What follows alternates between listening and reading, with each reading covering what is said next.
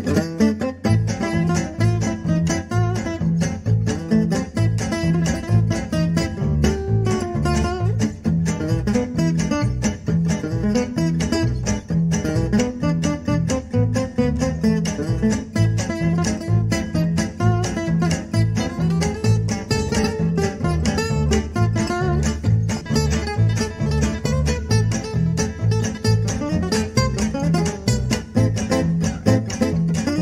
to the show. Shortened version, shortened intro, and I scuffed it up. It looks so scuffy because I have the bars for the top and the bottom of the video playing. Anyway, I worked all week on that animation, or at the beginning of the week anyway, and we have a new intro. So there you go. Hey, welcome to the podcast. Yeah. Episode 10, hi? 10 episodes in. Ah, there we go. Episode... Two for the year, right? Still haven't told us so. We ended on a bang last week. I was like, gonna tell people. You're like, tell people. And I got so busy, I didn't even get the chance to do my post on my Facebook page. But welcome to the podcast we call Shoot the Messenger. Straight, direct. Don't shoot us. I don't know. It sounded cool when we said it. So there we go.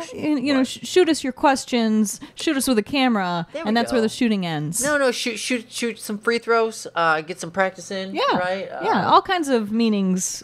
Shoot the gap. Shoot the gap.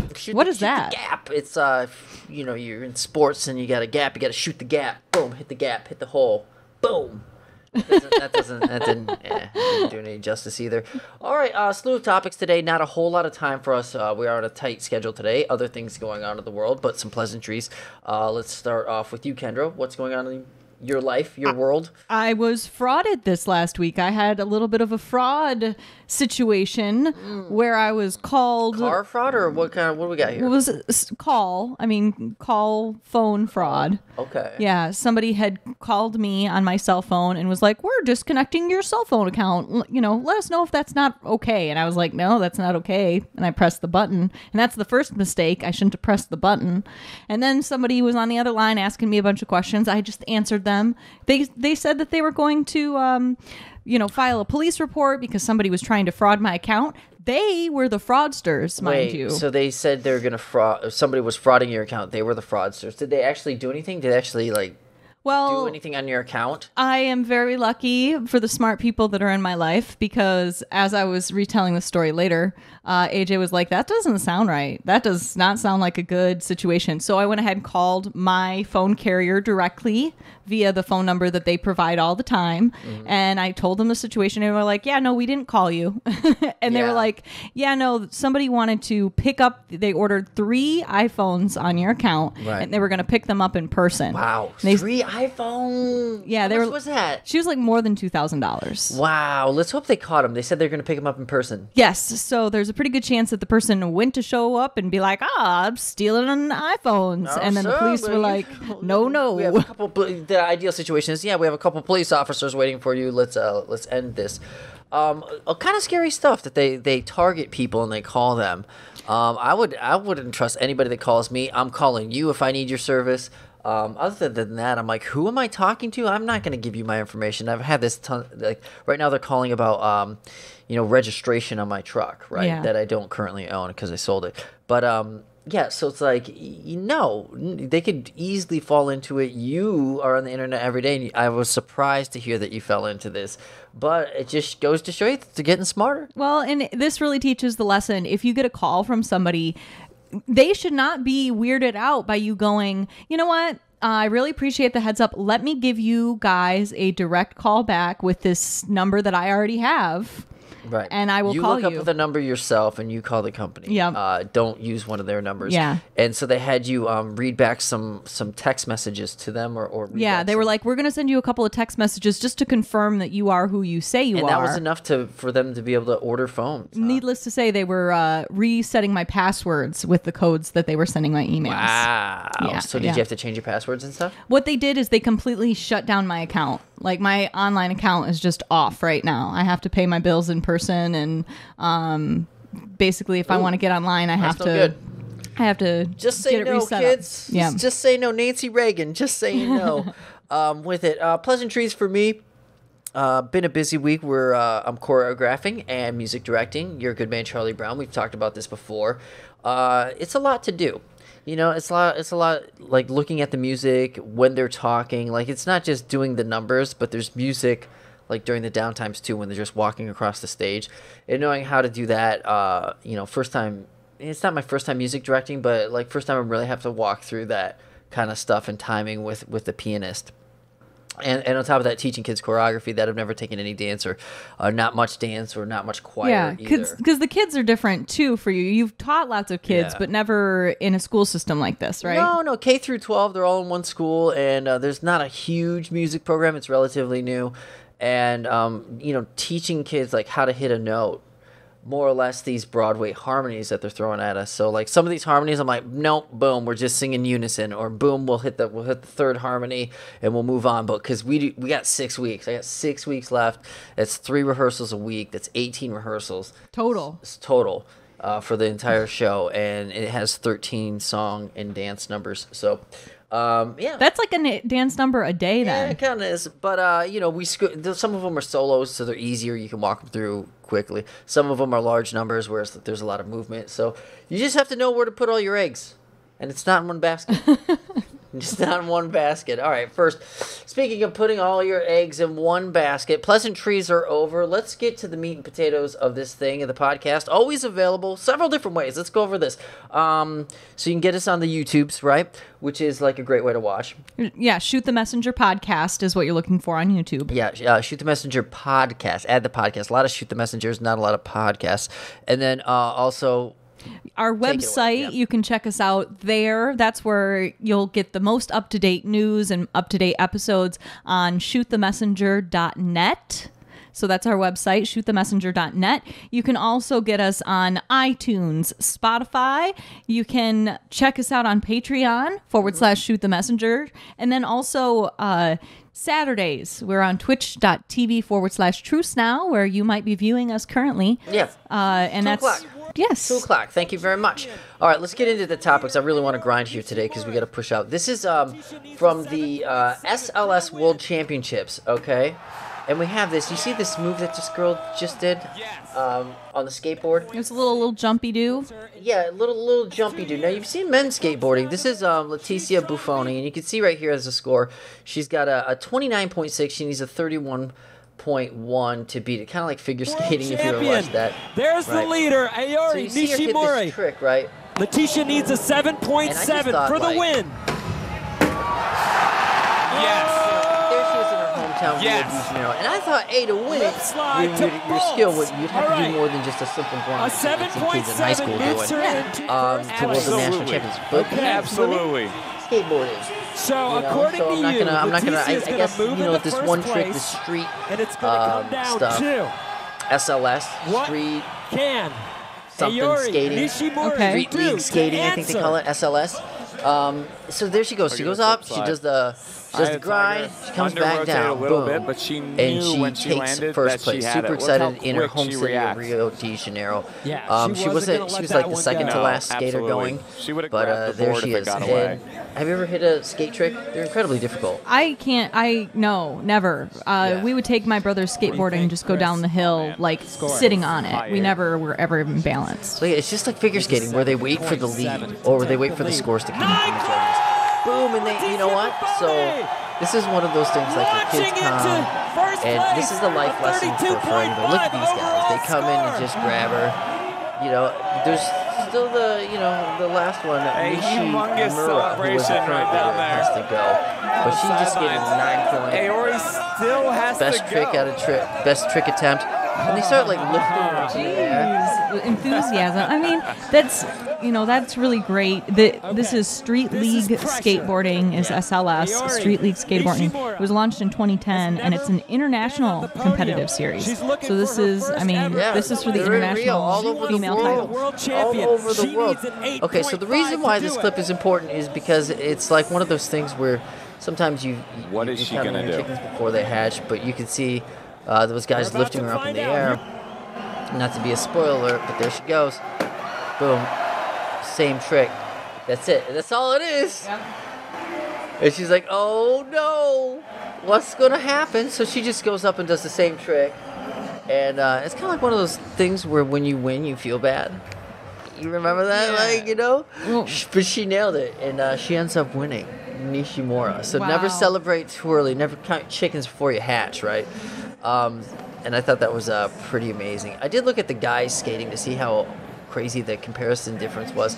And it's relatively similar. The guys are doing flips and stuff with their board and stuff, but it's just a one trick and you're out kind of deal. Well, and what I find interesting about that too is you kept using figure skating as a comparison, and there were so many like conflict of interest and so much pushback about the way figure skating was scored back in like the 80s and 90s. Oh, there still is. There's know, always controversy. And so I can't help but think about like how many battles might be going on behind scenes as far as like how do we score this for that in regards She's to any throwing her competitive. board now. She's throwing her board. They That's were sportsmanship. Remember they were lifting her up in the air? Now it's just a cringeworthy moment. Yeah. And I wanted to share it all with you Yep. because that's got to suck for that girl. She'll remember that for a while. Yeah, don't celebrate too early. Yeah. That's the lesson here, There friends. you go. Don't celebrate too early. All right, let's move on. Next topic. What do we have here? We got the lift beat guy. Yes, we do. Okay, here's your palate cleanser for the day. Love this guy. You ever just know that guy that just has fun at work and you're just jamming? You can hear the beep. Yeah. Look at his face. He looks over like.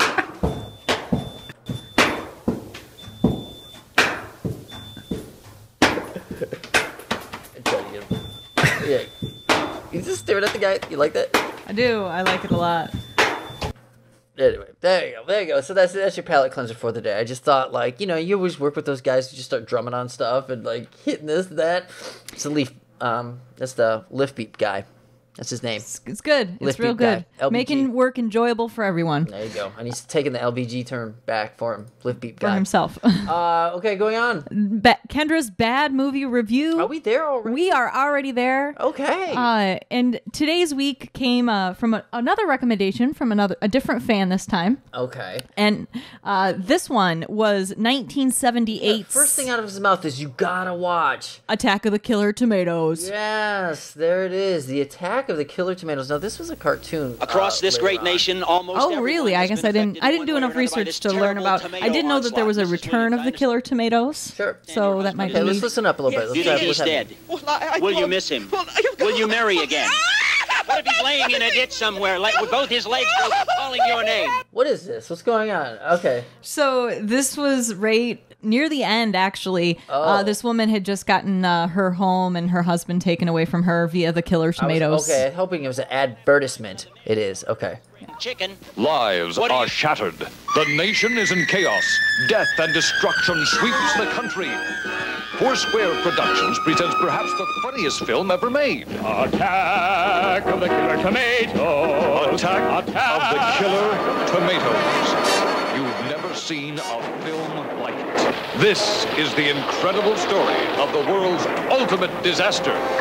Vicious man-eating tomatoes grow to monstrous proportions. Faced with this unprecedented menace, the president calls upon Mason Dixon. All right. Okay. So we kind of get the synopsis. I don't want to get copyright strike. But okay. So there we Mason go. Dixon is our main character The here. Mason Dixon line. Okay. Well, Yeah, I his gotcha. name is Mason Dixon. Okay. Obviously, that was the joke. Explain it. So he has a nice little ragtag group. You can see the person behind him is carrying a little parachute, and another person in the group had actually like the little floppers, like the little snow or the swimming floppers, and like went Flippers. Yes, that's the one. And We call them floppers. and but then this guy shows up later and has the parachute the entire movie. He's always in that parachute gear, which So is there he is running in the parachute. Yep, no Okay. qualms about him. Okay. You know, he's showering and he's got it, and so it's just Oh, part of really? his deal is this. So that was one of the things that I really loved about this film is it never ever took itself too seriously. The second things would get a little bit serious, they would like take the characters and put them in a cramped room so people would have to climb over each other. Okay, You know, like yeah. so it was very fast paced. Basically, this follows the group of men trying to figure out how to stop the killer tomato invasion. There's the man that's he's a specialist in undercover, so he he's a goes undercover to infiltrate the killer tomato lair. Oh, that's pretty good. So the other like main character in this is the press secretary who's trying to like squash and keep everything quiet when it comes to the fact that there's this killer tomato invasion. What is this guy doing popping people walking around? Well, and that's the other like mystery throughout the film is that somebody's after Mason Dixon. Oh. Somebody's Good trying to kill Mason Dixon. That'd be funny to have the actors like they're all walking along the boardwalk. Okay, you fall. Now you fall. Okay, fall. There was That's great. These are great pratfalls. Look at their arms fly up in the air every time. Do you see that? This movie I love was that. a type of movie where you had to have really enjoyed making it because near the end, there's a lot of really great shots where it was obvious they had like a large group of people participating in this activity, and it just seemed like a really fun set I day. think their arms flying up. Like so- watch when they.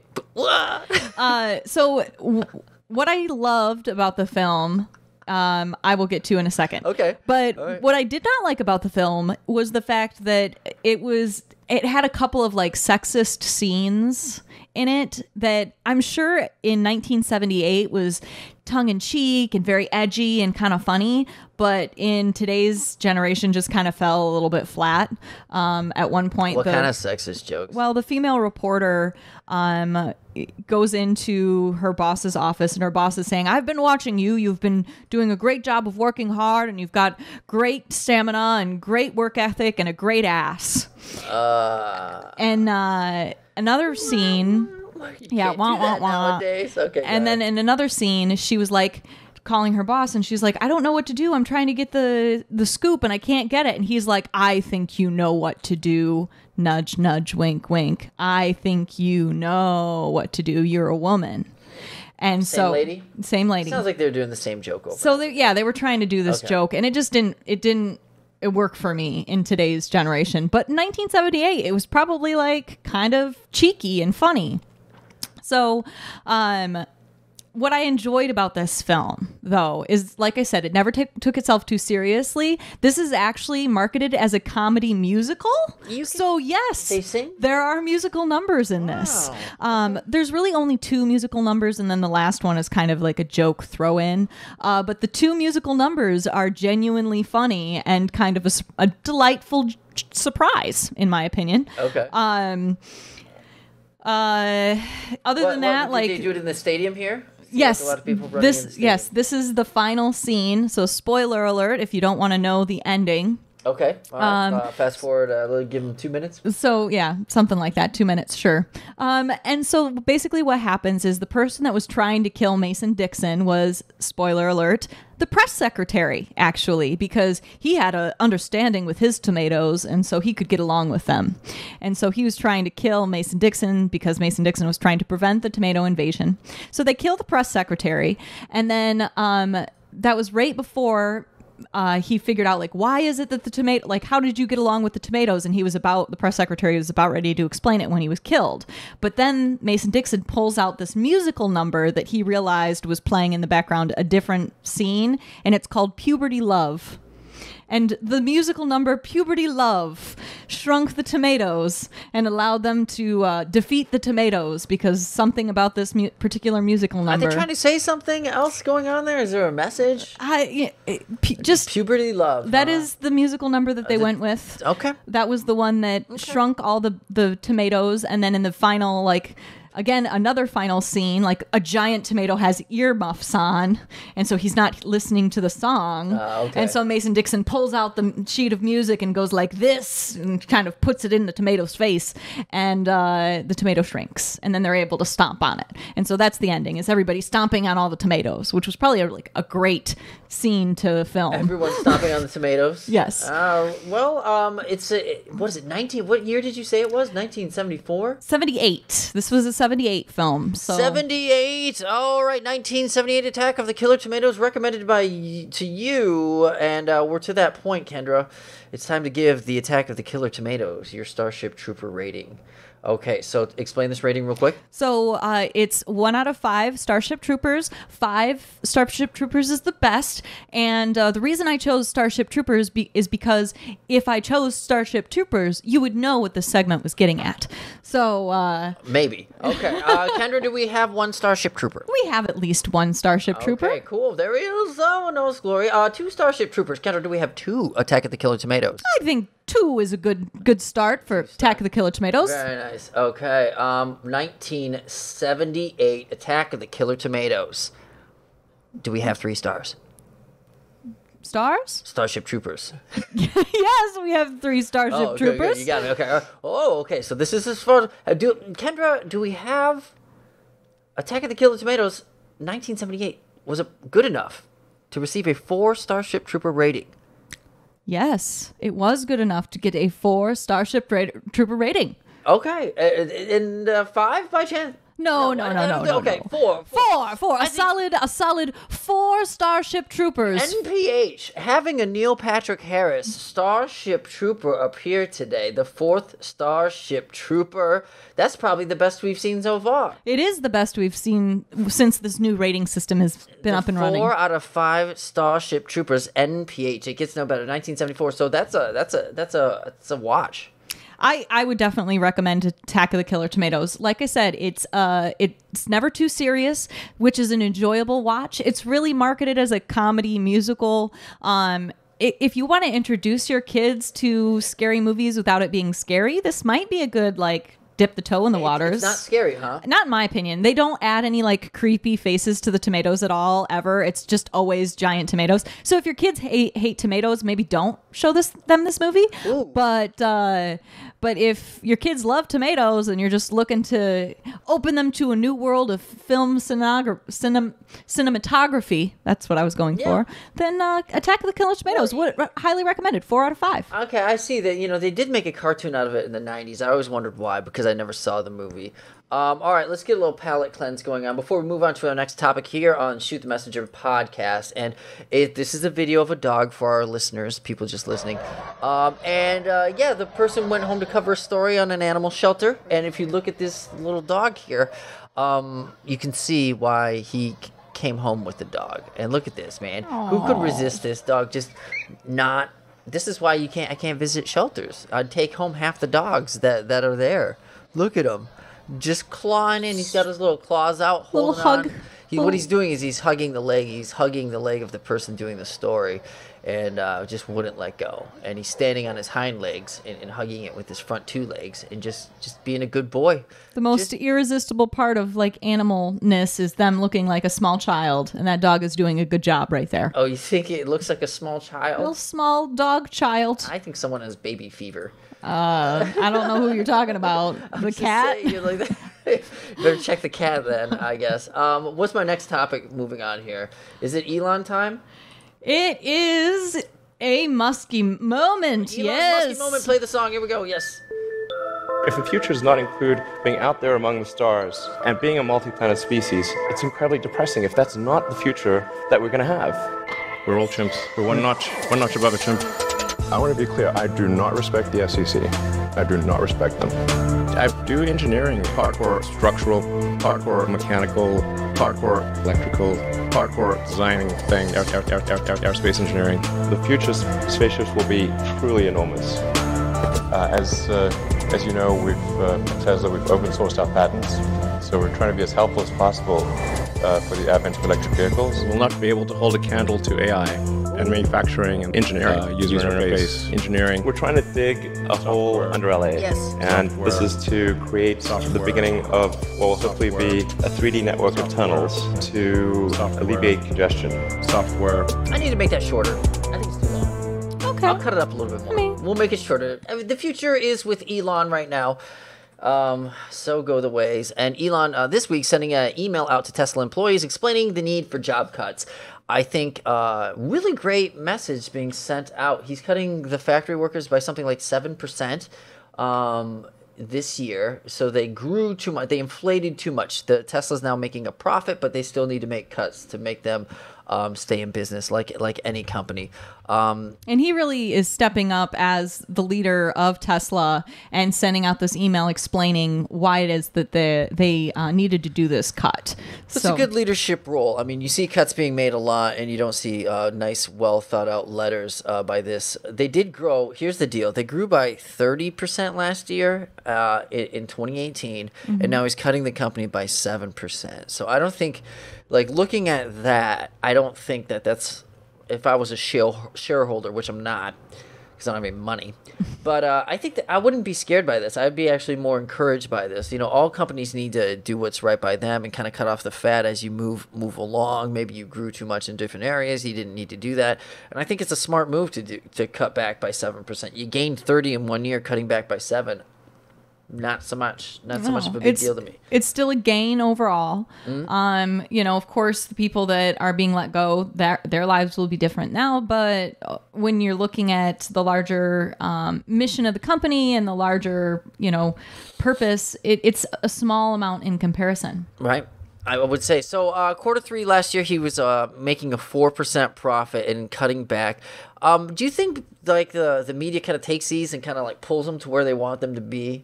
You know, like it sets up their narrative for the story. Oh, sure. I mean, the way that any kind of news organization sets up the title and the intro before just releasing his words, they're kind of prepping your brain for how you want to think about what he's saying. And I mean, I would recommend just kind of going directly to Tesla's letter, reading it first, and then kind of seeing what people are saying. Well, most like anything. That's like with any news article. You go to the source, go to close to the sources you can, find out what the people actually said, because the more in my adult life, I'm like, man, this journal might be a little biased, or might have a little slant on this, or might have a little money in the game, go to the other way. Then you read what they actually said, and you can form your own opinions. And I really am surprised at how much the media these days, the messengers of the world, are taking and putting slants on things. I learned in journalism growing up in high school that, you know, we'd be all right. So, well, and I mean, some of the words, just to quote Elon for just a second, he says, "To those departing, thank you for everything you've done to advance our mission. I am deeply grateful for your contributions to Tesla. We would not be where we are today without you." You know, so for him, he talks a little bit about money and the cost breakdown, but then he goes on to acknowledge, you know, it was due to your hard work that we were able to get as far as we are. For those of you who are remaining, there are many challenges ahead, and I believe that we have the most exciting product roadmap ahead. So he turns back on the sales pitch, but it's certainly nice to hear a leader kind of connect humanly with their employees, even the ones that they're letting go. So. Bringing up another one of Elon's basically hobbies. You know, you want to call SpaceX a hobby, right? 80% of his time spent on Tesla, SpaceX. Then you got the Boring Company, which is boring holes in Los Angeles. And now you have his Elon Musk's Neuralink. Probably the plan for the future. And some say this is the apocalypse, where he hooks your brain up to an AI computer, basically a computer chip in your brain, right? This comes from imunch.com. So he wants to hook up. This is the singularity. Some people, but what would you do? My question is, would you turn your brain superhuman and do this, and what would you do with the powers if you would? So that's my question. Would I do it? Functioning math problems. You know, you do basic, really difficult equations on the fly. Yeah. Would you first? Would you do it? I mean, I'm gonna go with no. I'm gonna say no. I mean, as much as I want to say, well, it depends. Like, it would be really hard for me to want to give up what I think we would give up by joining this Neuralink. To want to do it. So I just couldn't. I don't think I could do it. I think, by the time it gets to the point, eventually it's going to be like cell phones. So if you don't have one, you're actually missing out. And that would be it depends, right? It depends what everybody else is doing. Probably, unfortunately. Oh, sheep. You're just a sheep person. Well, I hate to admit that, but I'm not going to lie about how I feel about it. I enjoy being on the internet and getting my information the way I do. Am I a big cell phone person? No. But people are already kind of like AI robots in a way, with having their cell phones on them. They got their face in their screen all day, and they're like, "Oh, I wouldn't do that," and free up my brain. The worry I have is it being misused. Early adopters usually have mess ups, right? So there'd be some miswiring, and then the version 2 comes out. No, you missed out because you did version 1, and it's not as good as version 2. So you're behind already, and you just started. And also, like, oh, we don't have to drill into your brain anymore. That's gone. That was the early ones. And like, great. Perfect. Yeah. Would have liked that. Would have liked to known that before you went drilling. Yeah, we can do it all just pads. You just have to shave side of your head. We just put pads on the side. We don't have to drill anymore. Also, I would think like advertisements. If Google already knows, basically what I want to buy, and it throws me ads for this and that, all of a sudden you got your brain hooked up to AI. You're receiving ads that are like burn transmissions into your brain. I think there was an episode of Black Mirror where the person was like, credits to go on and do everything, and the person kind of lived free of that, but he had to watch like porn advertisements all morning long just to be free of credits or something. To earn credits. Yeah. He had to watch something in order to earn credits. Yeah. So it was basically like, well, and you don't want that. It's your brain, so you want to be able to clear your space when you want to clear your space, right? You want to be able to do with freedom of choice. You want to be able to do with your brain with what you feel like you should be able to do with, right? Well, kind of gets tough when you get other people talking in your brain. Well, and that's kind of goes into my, like, what I think is the best case scenario for this, I think is also the worst case scenario for this technology. And what I mean by that is it reminds me very much of like the Borg from Star Trek. So like you join the collective and we all get along, and so now there's less fighting between these because you're all part of this group, but also the Borg, you lose your individuality, right? You lose what makes you special. So the best case is also the worst case, because if you're getting along, then that means that there's probably no differences between you, or that you don't feel like there are any, which is a good thing, but also like our individuality is what makes us special. Well, right now having a chip would make you more of an individual than everybody else. Eventually everybody's going to have the chip, and there's a singularity. So the bounce back, right? The balance in life, the fight to artistic freedom and creativity, and that gets ruined with the singularity, right? So free brains for the artists and AI for the engineers. Okay, love it. Okay, there you go. And nothing for the politicians either. You got your science people getting the chips. But per chat, let's go to chat real quick. Ace Platinum, guessing both our ages, names, and jobs. You ready? Left person, my name is Tyler. I'm 23, and I have a job as a salesman at a music instrument and record store. Okay, I'm 23. I'll take that all day. Right person, he says, this guy in chat says your name is Guinevere. It's pretty close. You're 22. You'd like your name to be Guinevere. Yeah, I would. That would be great. She scoops ice cream for a living. Ha ha ha. No, not quite. Also, he couldn't see our faces, and he's wondering if we're both wearing shoes. We are not wearing shoes. I'm straight up. I'm docking it. I'm Dr. Disrespecting it is what I'm doing. Did that actually get in the shot? I have no idea. Let me see. Yeah, no, you got it in the shot. Your feet are in the shot, everybody. Check us out on the YouTubes. We're also live on Twitch broadcasting every Saturday about 2 p.m. We went early this week because we got some stuff to do. But you can also check our website out, shootthemessenger.net.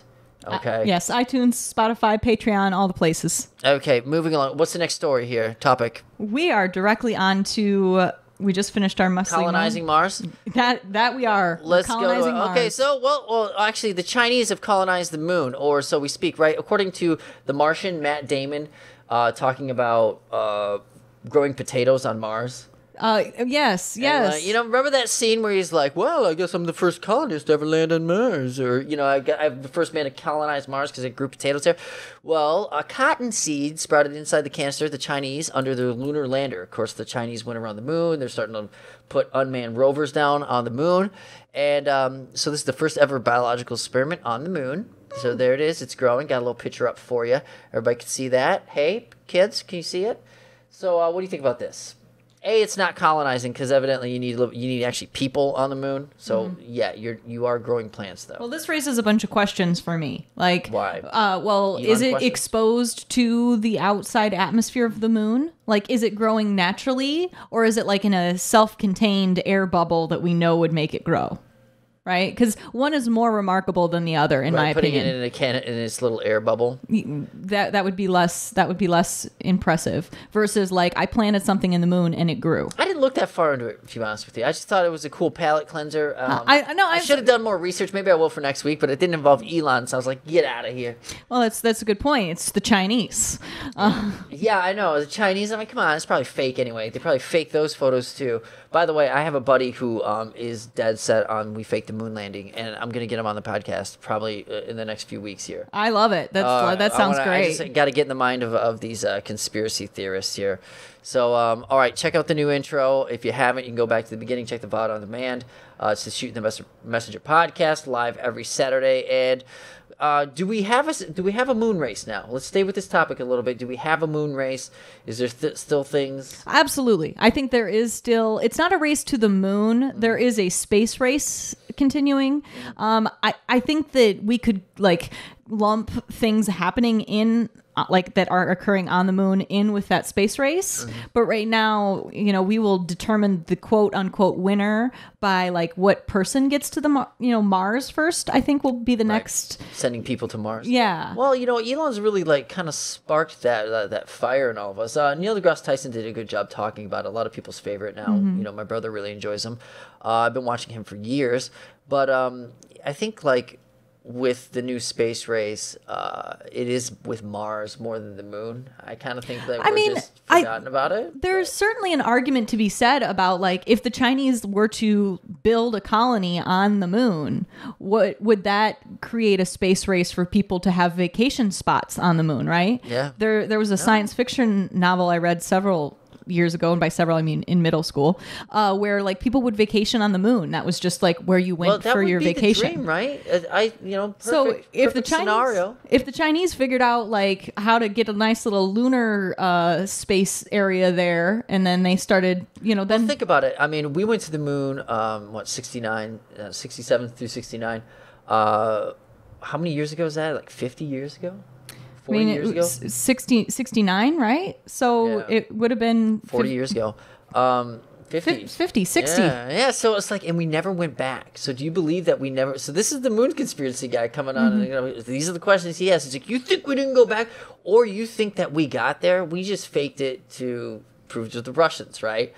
So well, I mean, we never went back to say we just went there and we did a few trips and we said, hey, we're good. We got enough of what we need. And well, and maybe I'm just taking the ignorant American approach of like that is too big of a secret for the government to keep. Maybe I'm just incredibly hard to fake, right? Mythbusters did the thing. Yeah, and that. But I have heard more and more people recently be like, "Well, the moon boots don't match up. There should have been like, So okay, I don't want to get into too much this week, but we'll research it. We'll have some compelling arguments for and against why we landed on the moon. We'll also bring in my friend Ian, who is a devout. We faked the moon landing person, so he's got his argumentative points, and we'll have some good feedback for that. Okay, I love it. All right, sounds good. So stay tuned for that. That'll be in the next few weeks coming up on Shoot the Messenger podcast, and we'll leave you with this last little bit here from this week in Reddit. What is the most I'm turning into my parents moment for you? I'm turning into... So this person says, I always had a little sass. Most of my life, my shyness covered that up. Now I'm one woman sassacre. Thanks, Mom. Sassire? I don't know. Sassacre. Sassacre. Thanks, Mom. My brothers have been telling me for years I'm essentially our mom, to the point of calling me little mother in an endearing way. Okay, so I find like a lot of women in general kind of embrace being a bitch or being sassy. A lot of women, you're generalizing here. When women are bitchy or sassy, they justify it by putting it at the forefront and be like, I'm this way and I'm happy about it, right? And if some dude's a dick, they don't walk around, shouldn't be like, yeah, and being like, I'm an asshole and I love it, because you would really like. Wouldn't that make you feel like if somebody did that? Wouldn't that make you feel like you didn't want to talk to them, or like I should maybe this probably isn't the most savory of characters. Well, I mean, right? If a guy did that and said I'm a dick and that's just the way I am, I'm just a dick and that's just what I do. Sometimes it's endearing, can be, but most of the time it's not, right? Well, I agree. Okay, I certainly think that there's a better way to approach you being your humanness, but being a woman who has said I'm that person, I also feel like there are different ways that men there are different ways that men say, "Oh, I'm just a dick and I don't care what anybody says." There's ways that a man says that without actually verbalizing it. Well, it might be like "What are you, a pussy?" Like, how is that any different than, well, that's just the way I am? Well, it is different. I mean, words matter. I mean, the words that you choose to define yourself definitely matter, right? You know, if you're saying, you know, that's why we aren't so blunt with people and we feather around the edges and do some cordial stuff, you know, do sandwich methods. So, yeah, it does matter how you say it. Completely. Now, this woman calling herself a one-woman sassacre, is that a sassire? I think it's sassacre. I think it's gonna make her a one-woman sassacre. I mean, if you say it, it will kind of make that and feed into it. If I say, "Hey, I'm bad at math," well, I'm gonna be a little bit worse at math than I was if I were to be like, "Dude, math is challenging, but I really give it a hard try every time." You know, I really like to really focus on math. I like to focus harder on math, or just change my verbiage up a little bit. Do you agree with that? No. I mean, again, I'm thinking about my own personal experience with this. I didn't think I was, quote, the bitchy friend until one of my friends pointed it out to me. You need to stop saying that because I don't think you are the bitchy friend. I don't think you are. Too many people in my friends' lives will kind of pussyfoot around with them and tell them what they think they want to hear. Mm-hmm. So I'm the friend that's like, well, this is my opinion of the situation. And people don't do that. Well, and so you get this people just kind of generalize and say, "Oh, you're the bitchy friend." You know, you're the. That would be like some feedback for me that I'd want to change, right? Or if maybe you don't want to change. Maybe you're proud of being the bitchy friend and you want to be known as the bitchy friend. Own it. You know, that gives you right to say whatever you want, like this sassacre here. I'm not saying you are a bitch, and I don't think you are that person. But I think that a lot of people sometimes get caught up in labels, and I'm one to always want to change. You know, I've had so many different jobs, and I've never wanted to be pigeonholed into doing just one thing, whether it be singing, dancing, or acting, even in that aspect. You know, one of the first times I met a really great guy who went on to do Broadway, Colin, I'm like, "Oh, you're that great dancer." And he's like, "Don't pigeonhole me like that." Because he had so much more to offer. Mm-hmm. He went on to do Stomp on Broadway. Mm-hmm. So it's like, you know, I think that people feel comfortable putting things in groups. I think we feel comfortable compartmentalizing. I think it gets dangerous. This person turning into their parents, calling themselves their parents. If you say so, then you are. And there's also nature versus nurture. If you plant potatoes, hey, you're going to be a little bit like your mother. You're going to get potatoes, right? I'm going to be like my dad. I'm going to be like my mom, just like you are in your families. But when you come to something like saying, hey, I'm a one-woman sassafras, I'm like, look, I hope I don't have to work with you. Like, you know, like, but you can be sassy all day. Like, this is, you know...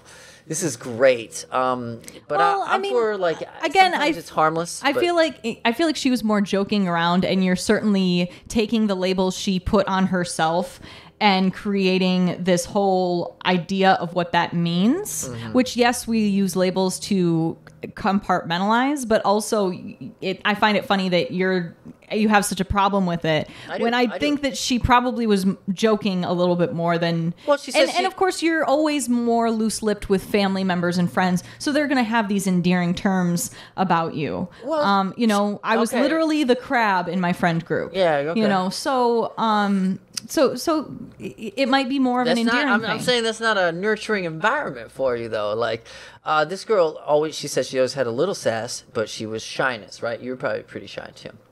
I'm guessing. I'm not. Yeah, I'm not very shy. Yeah. So she bottled it up, and then it came out in the form of this other person, mm-hmm. right? She was shy, so she covered it up, and then a crack broke of her bluntness or sassiness, mm-hmm. Basically being rude, but it's a cute way to call that. You don't know that it's being rude. You don't know that being sassy is the same thing as rude. Calling me little mother. I'm just saying it doesn't necessarily need to be that way. And she should just take note of watching the verbiage because, it can hang on a person, right? Like, certainly hanging on you. Huh? Certainly hanging on you. I'm thinking about your situation, and I think, I was just like, I would hate for some person to, oh, there's that asshole AJ, like, and maybe some people do say that, but I certainly don't call myself an asshole or walk around and be like, no, I'm an asshole. That's the way I like to be. Maybe in my younger in my 20s, early 20s, I might have thought that way. I didn't give a fuck, I was walking around, whatever. Because, you're not supposed to care what other people think. But then there's this thing called social cues and social norms that when people say, hey, you're kind of this way, it's kind of a check. You're like, oh, well, I don't want to be known as that, so let's be nicer to my friends or do things like that. And I think like a lot of people go through this, and a lot of people will pitch, oh, I'm not good at this. Oh, I can't do that. I see so many people, oh, I don't like tomatoes. Oh, I don't want to try this. I don't want to. They don't even get a hint of the spice of life. Because they've set these invisible rules up for themselves of what they think they should abide to. And, that's kind of my problem with it. It's not, it's something that I've fought because I don't feel like, blocking yourself into a corner to say, hey, this is the type of person that I am. We should always be growing and trying to get better. So if you suck in one area, get better, right? Well, and I'm trying really hard to think about the fact that maybe it's gender differences here, and that's why you see it as, I see this as a woman embracing who she is and feeling comfortable with her own voice, and the way she's doing it is a little bit defensive, and I can see that this is probably a trap that many women have fallen in, myself included, of I am ashamed of my own voice, I am scared, I am shy. I'm going to emulate my mother to kind of get through this shyness. I'm gonna, do what I see. And even if you don't, it feels comfortable because it's what you've seen work, right? And maybe how you feel about that kind of expresses itself as well. Because I do feel like sometimes I am putting on my mom's face when I go out in public of like, all right, I'm at the post office. My mom would have done this. Yeah. I use like my mom's phrases too. She's like, big for your britches. And that's when I use it. You're like, what are you talking about? You big for your britches. I'm like, what the hell does that mean? It's my mom's term, So it's gonna come out. It's gonna come out. My goal is just like, don't pigeonhole yourself, people. Don't put yourself down in your terminologies and try to make it a compliment. Try to get better. That's all my point. Well, evolve, grow. Don't be the same you were yesterday. The other day, I did say I forgot something in my car, and I was like, oh darn it, daggone it all. And I was just like, wow, I feel like my mom, because that's straight up Midwestern woman speaking right there. Coming more from this Reddit thread about how you're more like your parents. My dad fell asleep just about anywhere, especially if he sits in his recliner. This one's hit me hard. My dad used to fall asleep to every movie. I can't even stay awake for movies. No. I can't stay awake for movies now. I lay down and then just out a few minutes later. It's like a lullaby. It is crazy. I cannot stay awake. When I sit down and watch a movie. When I went from, oh, hey, this restaurant has live music, cool, to, damn it, this looks like them setting up a drum kit. It's going to get loud in here. Okay, so from that transition to, like, enjoying live music to it's going to get loud in here, I can't hear. I think I enjoy live music more now than I did when I was in my 20s or even teens. Because I like live music more than just the DJ stuff. It totally depends on the music, but yes. No, it depends on who. Yeah, it totally depends. Give me some Third Coast gypsy jazz any day. My 10-year-old nephew let me into a video game because he felt bad for me, like I did to my dad 25 years ago. Oh, let me win in a video game, right? Oh. Super Nintendo, right? Yeah, that's feeling old. Times change fast. My dad always worked himself to death. Now he's retired. When he comes over now, as soon as he sits down on the couch, he falls asleep within minutes. Right. Okay, so that's a dad thing. Mm-hmm. You just fall asleep forever, huh? Yeah. Stared into the mass of various saved rubber bands and twist ties. Is that something your parents did, saving rubber bands and twist ties? Well, working at a grocery store, you had rubber bands all the time. And when we were unboxing things, Mom would just put the rubber bands on her wrist. And so then we would have rubber bands all over the doorknobs in our house because she would take them off her wrist and put them on the doorknobs. What about the plastic bags? This person says they have to dump 4,786 plastic bags because you save them. and then you keep them. Well, those are perfect for kitty litter, so I don't ever have a problem getting rid of those. Bags for your bags. Ooh, that's a good call. Kendra's kitty litter problems. My significant other and I were packing up and getting ready for a road trip to some family's house for Thanksgiving.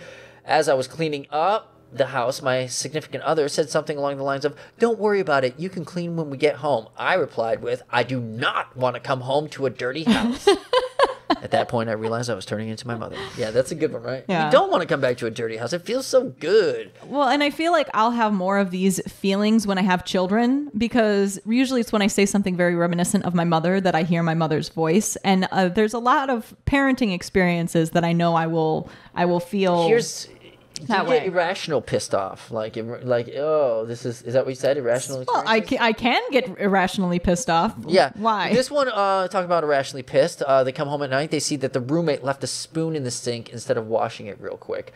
Right. See, that's kind of like, why are you gonna put anger stock into a single spoon? Right. Simple conversation will kind of clear that up. But you get that too, don't you? I do get that. I will talk to garbage as I'm taking care of it. Be like, I don't know why we even as I'm taking it straight. Yeah, I should be taking out the trash. You gotta ask me. You gotta say, hey, take the trash out. I started enjoying looking at grocery ads for the discounts. Yeah, and I have 3 discount cards. When you start getting the coupons, that's nice. Yeah. That's smart shopping, not anything else. Grocery shopping is like a hobby. That's cool. I like doing it on Friday night. Finding myself excited to go to the Lowe's. These are ways we were like our parents. A Reddit thread. This is on This Week in Reddit.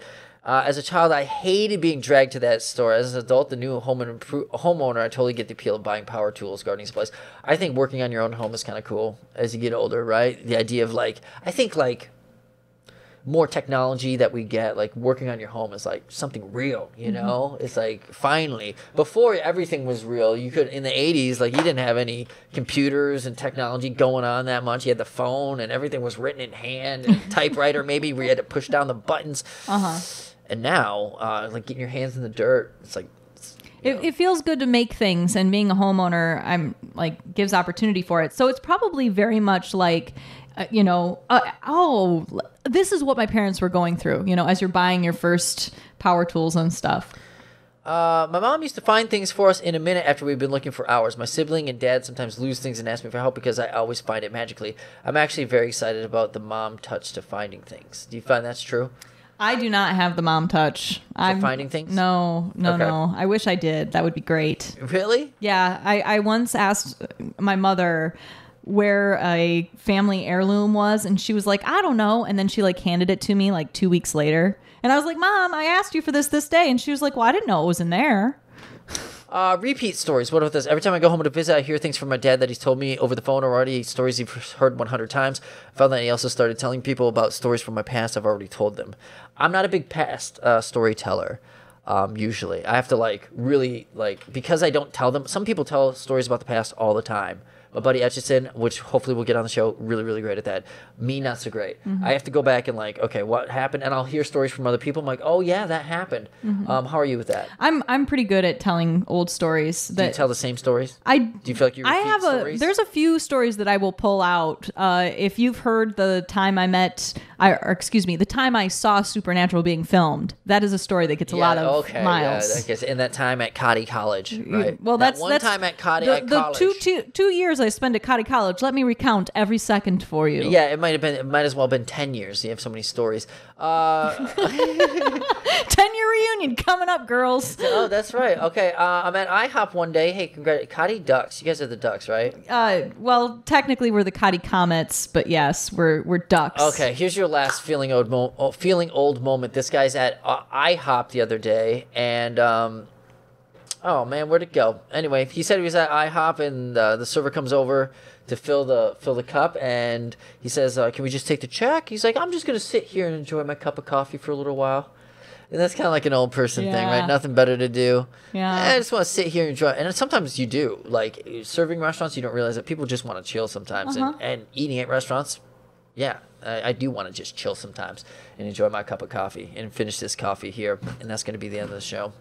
We're we're gonna wrap it up right there. Thank you for joining us for our 10th episode, second in the 2019s. It's crazy. We see. Usually we'd be going live at 2:00. We had to jump early today, so it's like another one of those things where it's like another rushed week for us. Well, busy lives, but we're sticking to the commitment of recording 52 podcasts this year. That was your New Year's resolution. Hey, we're gonna stick to it. I'm not. Yeah, I'm not against it. I'm totally fine with it. But I'm saying it was your. We're gonna do this thing. So you might get some random ones here and there, but for the most part, Saturdays at 2 is when you can check us out. Twitch.tv. Yeah, it's // kind of the most interactive way you can check out the show. Out of all the ways you can check it out, when you go to twitch.tv/truthnow.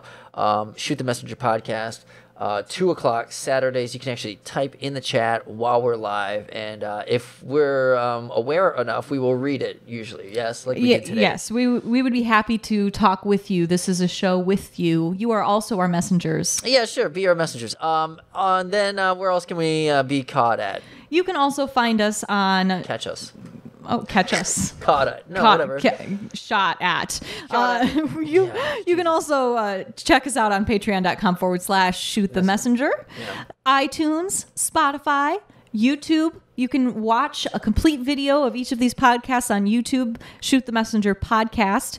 And then, of course, twitch.tv/TrueStyle Saturdays at 2:00. Our music is provided by Third Coast Gypsy Jazz. Thank you so much, boys, for providing levity and brightness to our show. They really do a good job. I've actually, so this week, let's talk a little bit, before we go, kind of changed up the intro, right? I took their song and shortened it. Yes, yeah. It's got our little animations moving all around, and you can watch it live on Twitch, or you can check it out on YouTube. I really love all the additions because it's not just... Should I play it on the outro now? Well, I'm looking for it. Yeah. Okay, all right, fine. If you can find it. Go ahead. No, I can. It's just going to take me a minute. It's just beef it up, Kendra. Yeah. Well, and it's really great to see some of the additions you've been adding to the show. You've added this brand new intro, which was actually a re-up from an intro you recreated. A re-up. Okay. From an intro you created a while ago. You added the Elon Musk sounder. You added the Starship Troopers rating system. We're slowly building. The goal is to get a little bit better every episode. So if you go back to episode 1, hopefully we got more going on now than we did back then, right? That's the idea. And this week's edition was basically the intro revised here. We'll play it and we'll take a look. See you guys next week. All right, shoot the messenger. Say bye.